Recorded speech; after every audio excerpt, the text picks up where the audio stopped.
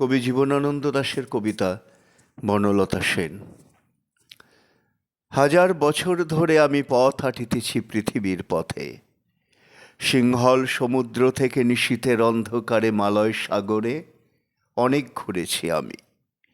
বিম্বিসার অশোকের ধূসর জগতে সেখানে ছিলাম আমি।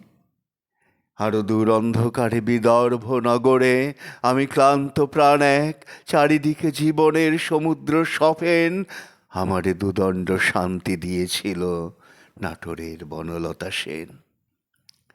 চুলতার কবেকার অন্ধকার বিদিশার নিশা, মুক্তার শ্রাবন্তীর কারুকার্য, অতি দূর সমুদ্রের পর হাল ভেঙে যে নাবিক হারায়াছে দিশা।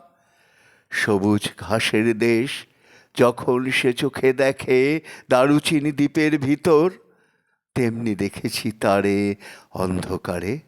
বলেছে সে, এতদিন কোথায় ছিলেন? পাখির নীড়ের মতো চোখ তুলে নাটোরের বনলতা সেন।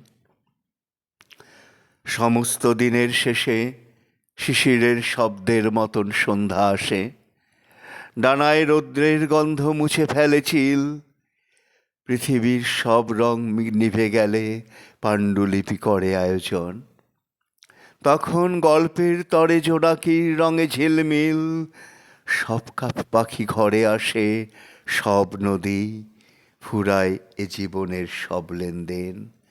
থাকে শুধু অন্ধকার, মুখোমুখি বসিবার বনলতা সেন। নমস্কার।